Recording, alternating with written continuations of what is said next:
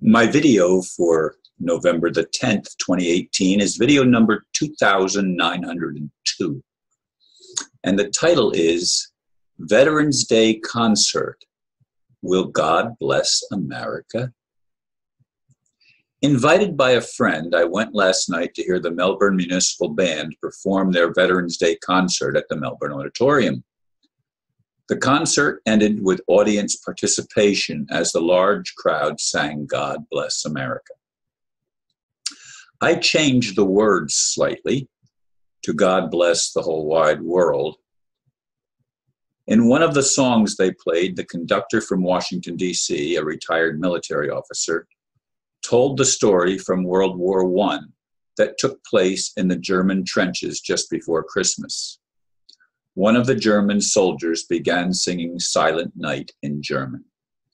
Soon others joined in until the warring sides were singing together and actually joining each other, talking about their families and exchanging whatever they could in such bleak circumstances. The conductor ended the story with the soldiers going back to the trenches. He failed to tell the rest of the story. They could no longer fire on each other, despite orders of the so-called superiors. The units had to be separated since the interlude of peace allowed them to get to know each other a little, and they simply could not maintain the idiotic battle. All wars are insane, financed on both sides by demented elements for whom money is the real purpose of war. It truly is a mad, mad, mad world. Will God bless the whole wide world? Is that even possible? Yes, I remember the story as told by Paul Harvey, the rest of the story. The soldiers in the trenches, once they actually talked to each other and exchanged whatever they had to exchange, vodka, whiskey, whatever they could exchange, they exchanged. And they became friends in that short several-hour interlude between the trenches of the German military and the U.S. military. And then they couldn't fight anymore. If we all got to know each other, we wouldn't fight anymore either. Fighting wars is insane. Unless the motive, of course, is when you finance both sides and you make a killing no matter who wins because you have them buy the weapons that destroy, and then you let them have the money to rebuild what's been destroyed. Folks, when are we going to wake up and see the insanity of what's been going on planet Earth for a long time? I don't want God to just bless America. I'd like God to bless Russia. I'd like God to bless China and India, Latin America, Africa, all of Europe, the entire world. Yes, Australia. Yes, New Zealand. Yes, Antarctica, even though there's not very many people living there. I'd like God to bless the entire world. And when I say God in this context, I'm talking about the actual creator, not the fake God that some people think is the real God that orders the killing of mothers and pregnant women and children to the third and fourth generation, and the insanity that exists in our so-called Holy Bible. The Holy Bible isn't holy if you use discernment to see it. You realize that the Bible has been infiltrated, like every other religion on the planet has been infiltrated. There are good things there because they need to be, or otherwise nobody would buy it. But there are also all sorts of distortions. And it's the distortions that lead us to war. It's the distortions that keep us from making peace with one another, from getting to know each other, as they did in the trenches on that fateful pre-Christmas Day, or maybe it was even Christmas Eve, I'm not even sure. But in any case, they could not continue to shoot at each other.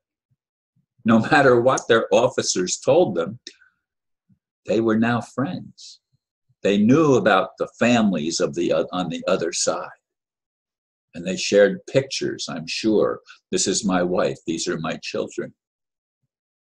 And they communicated.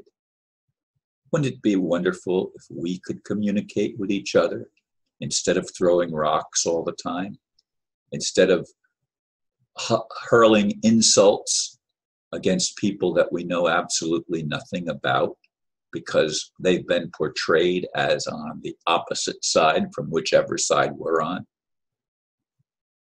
I wish, I pray, I want so much to see the fulfillment of heaven on earth, peace on earth, goodwill toward men. That would be a Veterans Day worth celebrating, when the veterans realize that they have been entrapped into fighting a rich man's war, because all wars are rich man's wars. All wars are insane. All wars are absolutely methods to control us and to keep us from realizing our true purpose and our true identity. Yes, I do still believe that we are all children of one Creator, one God, not a God of control, but a God of love, who I guess has patiently stood back while we and the fallen angels before us destroy each other for sport, for money, because insanity is truly the way of humanity. It's truly the way of this world. This world, in case you haven't noticed, is absolutely crazy.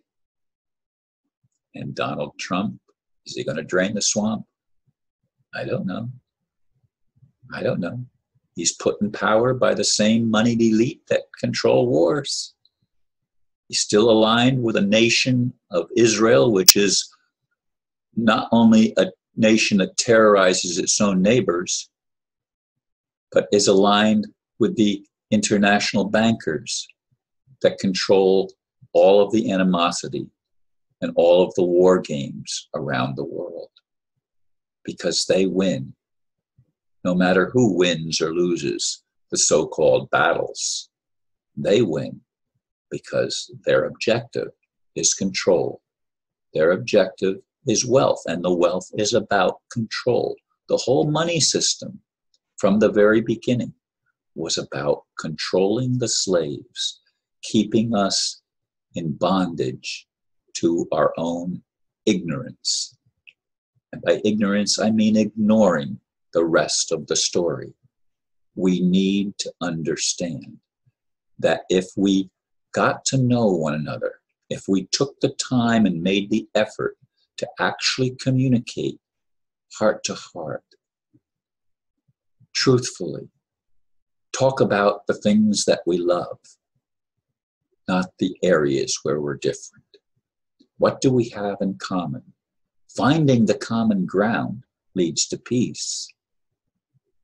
But inability to find the common ground leads to continued battles and continued insanity that goes on and on, generation after generation, with military people thinking that if God blesses our country, we win. No. If God doesn't bless all countries, we all lose. There are no winners in the game of war. There are only losers, if you look at it from the perspective of an individual human being who loves truth and wants justice for all. Thank you for listening, and namaste.